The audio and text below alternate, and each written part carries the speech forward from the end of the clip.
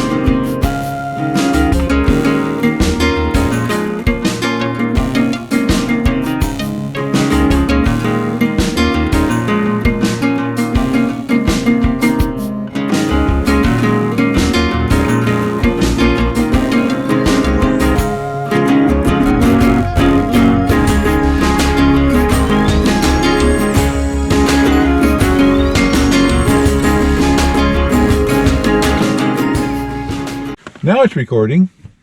Now that we had our trial run, we're here today in Biloxi, Mississippi, at the home of Jefferson Davis. The name of it is Beauvoir.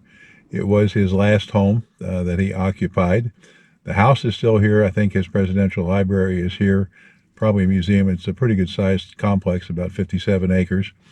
And we're interested in seeing what we can find out about it and perhaps take a look at his home, see what it looked like from the late 19th century. Jefferson Davis was born in Kentucky in 1808 and grew up in Mississippi, the youngest of 10 children. He was appointed to the U.S. Military Academy at West Point and went on to serve 6 years in the U.S. Army. He fought in the Mexican-American War as the colonel of a volunteer regiment, and then he represented Mississippi in the House of Representatives and the Senate. He was also Secretary of War under President Franklin Pierce. He had a long history of public service. Before the Civil War, he operated a large cotton plantation in Mississippi given to him by his brother. At one time, he owned as many as 113 slaves. He argued against secession in 1858, although he believed the states had an unquestionable right to leave the Union. Davis was married twice. His first wife, Sarah Taylor, was the daughter of future President Zachary Taylor. Both Davises were stricken with malaria soon after they were married, and she died after only 3 months. Some 9 years later, Davis married again, this time to an 18-year-old Farina Howell of Mississippi. They had 6 children, but only 2 survived him, and only 1 married and had children. History has not treated Davis kindly, not only for his slave holdings, but many attribute some of the Confederacy's weaknesses to his poor leadership. He was preoccupied with managing every detail. He did not delegate responsibility. He rewarded old friends with favoritism. Generally, he did not get along with those who disagreed with him and neglected civil matters while micromanaging military ones. Historians agree he was much less effective as a leader than Abraham Lincoln. He was captured in 1865 at the end of the Civil War and accused of treason. He was imprisoned at Fort Monroe in Virginia for 2 years, but he was never tried and eventually released. After the war, his fame as president of the Confederacy was eclipsed by Robert E. Lee, the most famous general. Beauvoir was built in 1848 in Biloxi, Mississippi, on the shores of the Gulf of Mexico. It was purchased in 1873 by Samuel Dorsey and his wife Sarah. Samuel died in 1875, and his widow learned of Davis's difficulties and invited him to visit. She offered him one of the visitors' cottages where he could live and work on his memoir, Rise and Fall of the Confederate Government. He ended up living there for the rest of his life. In 1878, Sarah Dorsey made her will, leaving her entire estate to Davis, making his youngest daughter the residuary legatee, inheriting after her father's death. The three Davises lived there until his death in 1889. His widow, Verena, and their daughter, also Verena, but known as Winnie, moved to New York City in 1891. After the death of Winnie in 1898, her mother, Verena, inherited the mansion.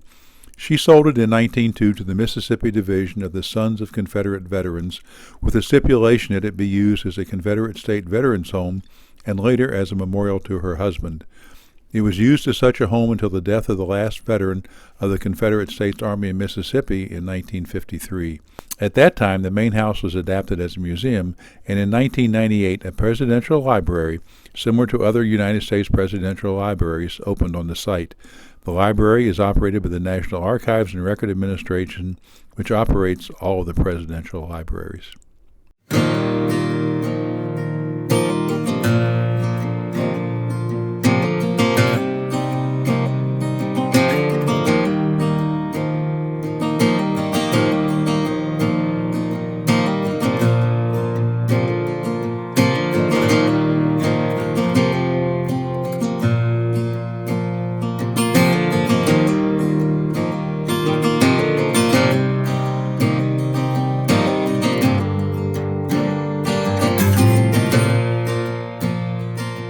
Everybody, my name is Donna and I'm going to be your tour guide. This little cottage on the east side is where Mr. Davis came in 1877 to write the rise and fall of the Confederate government. The cottage on the west side has always been a welcome cottage, first for traveling Methodist ministers when they would come and preach on the coast. Then it became known as the Hayes Cottage when his oldest daughter Margaret married a Hayes and they would stay there. And we got the name Beauvoir from Sarah Dorsey, who bought us in a letter, never laid eyes on the place. So when she came out on the porch and saw that view, she said it was a beautiful view, and she must call her Beauvoir, which means beautiful to see or beautiful to look at. So that's how we became Beauvoir. If you have ways to take pictures, you could take all the pictures you want inside. We just ask that you not use flash photography. So come on in.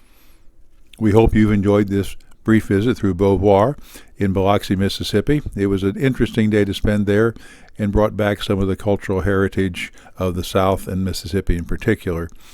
And while I think everyone abhors the presence of slavery in the country, it's also important not to judge everyone by today's standards, but by the standards of the time when they lived, and recognize what was going on in the country at the time. If you like the video, please give it a thumbs up, and if you haven't subscribed, please subscribe to the channel. We would appreciate that.